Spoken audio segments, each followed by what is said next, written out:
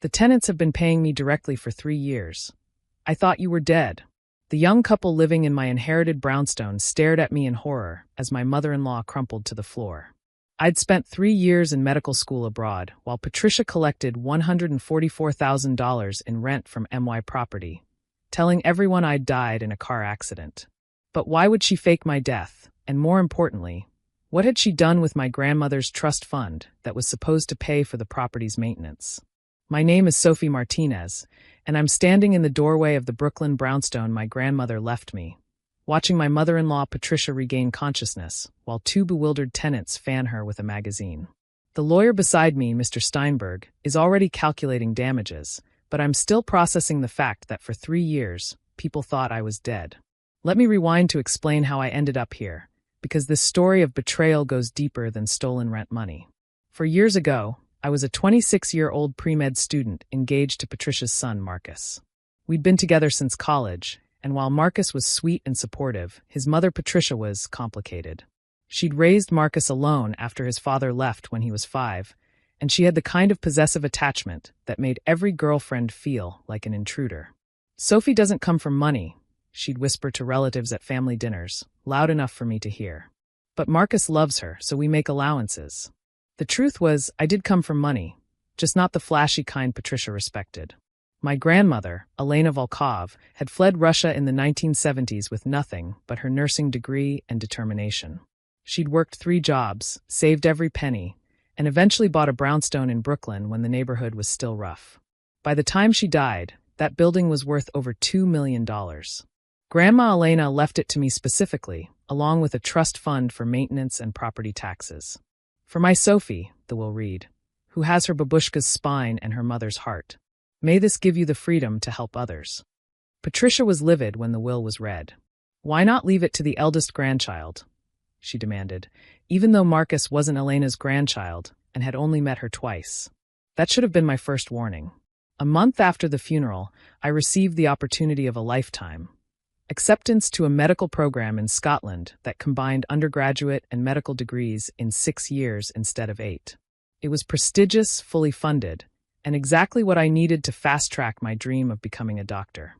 "But what about the wedding?" Patricia protested. "Marcus has been waiting." "We can have a long engagement," Marcus said, squeezing my hand. "This is Sophie's dream." Patricia's smile was razor-sharp. "Well, if you're going to be gone for so long, someone needs to manage your property. As your future mother-in-law, I'd be happy to help." I was young, trusting, and eager to avoid conflict. I signed a property management agreement giving Patricia authority to collect rent and handle maintenance, with the understanding that all money would go into the trust account for property expenses and taxes. She would receive a standard 10% management fee. "Don't worry about a thing," she assured me. "Focus on your studies.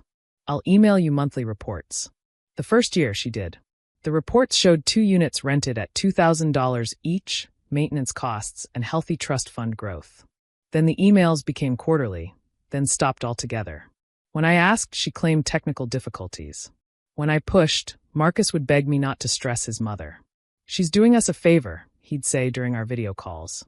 "Don't you trust her?" I should have trusted my gut instead. 3 years passed in a blur of anatomy classes, clinical rotations, and 36-hour shifts. I was so buried in my studies that I didn't question why Patricia's emails had stopped entirely, or why the trust fund statements weren't being forwarded. Marcus visited twice a year, always making excuses for why his mother couldn't join him. Then, 6 months ago, Marcus broke up with me via email. "I've met someone else," he wrote. "Someone who puts family first. Mom says it's for the best. She'll transfer the property management back to you when you return." I was devastated, but had to focus on my final exams. I planned to deal with the property situation after graduation. But when I called the trust fund company to check the balance, they dropped a bombshell. "I'm sorry, Ms. Martinez, but this account has been frozen due to inactivity. We've been sending notices to the property address for 2 years." "What do you mean inactivity? There should be monthly deposits." "Our records show no deposits since, let me see, 3 years ago." My blood ran cold. I immediately called Patricia, but her number was disconnected. Marcus wouldn't answer my calls. In desperation, I flew back to New York the day after graduation. Which brings us to now, standing in the doorway of my brownstone while Patricia lies on the floor and the tenants, a young couple named Jessica and David Chun, stare at me like I'm a ghost. "You're Sophie Martinez?" Jessica whispers. "But Mrs. Winters said you died in a car accident in Scotland." She showed us the death certificate. She what? Mr. Steinberg helps Patricia to a chair while I try to process this information. Patricia's eyes flutter open, and when she sees me, her face cycles through shock, fear, and finally defiance. "Sophie," she croaks. "You're back. From the dead, apparently," I say, my voice eerily calm. "Care to explain why these nice people think I'm deceased?" David Chun pulls out his phone, scrolling through photos. "Here, she sent this when we asked about renewing our lease." He shows me an image of a death certificate with my name on it. It's convincing, but I spot the telltale signs of forgery. "Patricia," Mr. Steinberg interjects, "I think you should know that forging a death certificate is a federal crime, as is fraud, identity theft, and grand larceny." Patricia's lawyer instincts kick in despite her shock. "Oh yes, I forgot to mention, she's a retired attorney, which makes this even worse." "You can't prove anything," she says weakly. "Actually," Jessica pipes up, "we can. We've kept every text, every email, every receipt. She told us to make the rent checks out to Patricia Winters, estate manager for Sophie Martinez, deceased. We have 3 years of canceled checks." I sink into a chair, doing the math. $4,000 a month for 36 months. $144,000. Plus the trust fund meant for maintenance, which probably contained another $50,000. "Why?" I ask Patricia. "You have money. Marcus has a good job. Why steal from me?" Patricia's composure finally cracks. "Because you stole him from me. My son was going to be a lawyer, follow in my footsteps. Then he met you with your Dr. Dreams and your inheritance, and suddenly he wanted to be a social worker." "A social worker? Do you know how much they make? So you stole my rent money because Marcus chose a career you didn't like. I had to protect him from your influence. When you left for Scotland, I thought he'd come to his senses. But he kept talking about following you, about how proud he was of his future doctor wife. So I improvised." "You told him I died?" "No." Patricia's eyes dart away. "I told him you'd met someone else. A Scottish doctor. That you'd sent a Dear Jane letter, saying you weren't coming back. He was heartbroken, but he moved on. He's engaged to a nice girl now. A lawyer's daughter." The room spins. 3 years of lies, of stolen money, of manufactured death and heartbreak. All because Patricia couldn't let go of her son. "Mrs. Winters," David says quietly, "we need our deposit back. And probably compensation for emotional distress? We thought we were renting from a grieving estate manager, not a criminal." Patricia looks at Mr. Steinberg, then at me. "I don't have it," she whispers. "The money's gone." "Gone where?" I demand. "Marcus's wedding. His new condo down payment. I told him it was from my retirement savings, but—" She trails off. Mr. Steinberg clears his throat. "Ms. Martinez, we have several options. Criminal charges would certainly stick. Civil suits for damages, emotional distress, fraud." I hold up my hand, looking at the broken woman who was almost my mother-in-law. Part of me wants to destroy her, but then I remember Grandma Elena's words. Revenge is like drinking poison and expecting the other person to die. "Here's what's going to happen," I say firmly. "Patricia, you're going to sign a confession. You're going to set up a payment plan to return every penny, the rent, the trust fund, and damages to the Chens. You're going to tell Marcus the truth.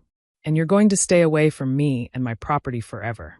Or," Patricia asks weakly, "or I press charges and you spend your golden years in federal prison for fraud, forgery, and grand larceny. Your choice." Patricia agrees, of course. As Mr. Steinberg draws up the papers, Jessica Chun touches my arm. "We're so sorry," she says. "If we'd known. We actually tried to send flowers to your funeral in Scotland. The funeral home said they'd never heard of you." "That should have been a red flag," David adds sheepishly. I manage a smile. "You were victims too. Stay as long as you like, as legitimate tenants this time." 3 hours later, papers are signed, police reports are filed, and Patricia leaves in tears. I'm left standing in my grandmother's brownstone, holding the deed I should never have had to prove I owned. My phone buzzes. It's a text from an unknown number. "Sophie, this is Marcus. My mother just told me everything. I don't even know where to start. I thought you'd abandoned me. I'm engaged now, but can we talk?" I stare at the message for a long moment, then delete it. Some bridges, once burned with lies, can't be rebuilt.